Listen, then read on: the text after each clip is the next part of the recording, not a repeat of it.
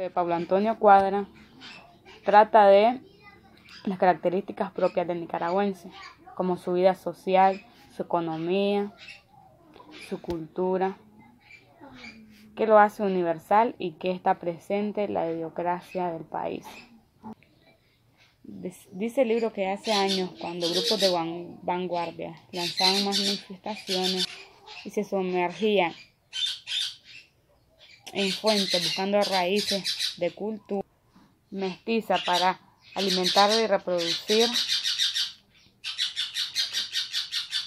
una literatura nicaragüense. Escribió un poema en el que él quería resumir con lengua poética la ironía y el drama de ser nicaragüense. El poema se titula El hijo de septiembre. El poema lo escribió en sus años escolares desde una ventana de su estudio. Se decía que él contemplaba todos los días desde su ventana una galería de grandes estatuas. Esas estatuas repetían de manera obsesiva el tema de ser humano, con un animal en su espalda. Esas esculturas decía que le hablaban de una concepción que era milística y misteriosa.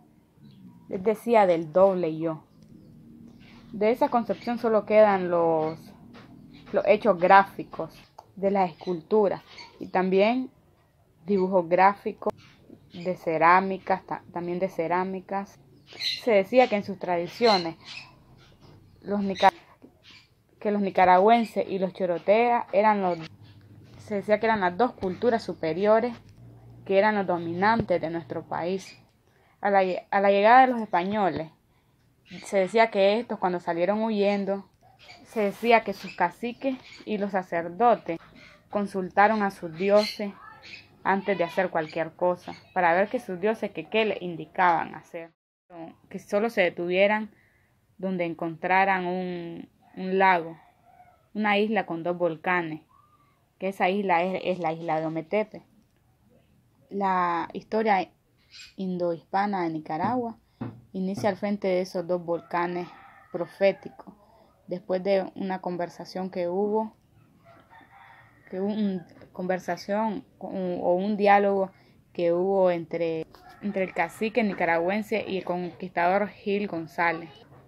Esa conversación fue en 1531 y se decía que ahí es donde comenzaba el choque y la función de 2 dualidades, que era 2 sangre, 2 culturas, enfrente de los 2 volcanes, y en la tierra que había concebido al ser humano como una dramática de dualidad. En el libro también hablaba de la dualidad que fue escrita por Rubén Darío. El misterioso poema, una de las claves del poema de Rubén Darío, era para él uno de los dramáticos poemas, un dramático testimonio para su nacionalidad.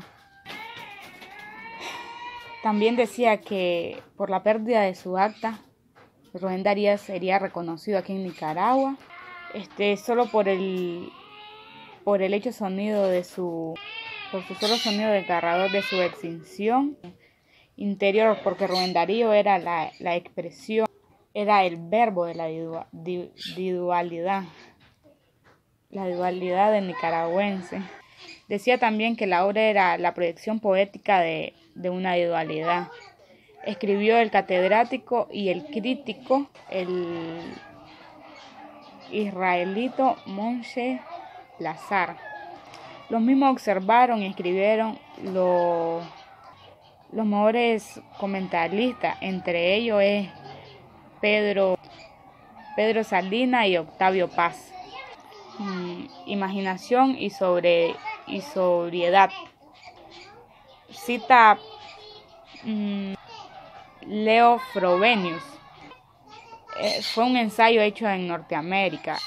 Copiaron una serie de cabezas de los yanquis. Dicen que tomaron diversas placas y las impresionaron una sobre otra. Se dice que eso lo hacían para tener un resultado o un término medio fisonómico. Y los resultados de eso fue que dio a un tipo de con piel roja. Un indio de piel roja. También se habla de la casa de los nicaragüenses. Se habla de que los nicaragüenses, de su casa, porque de la humildad. Habla de los ranchos de paja, de teja, de tierra, de adobe, pues me imagino que era de adobe.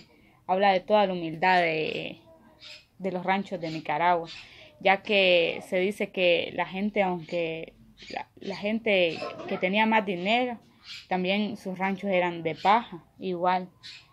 Y hay mucha gente que durante el tiempo no cambian eso, son muy humildes aunque tengan dinero, porque en la actualidad todavía hay casas de adobe, casas muy humildes, pues.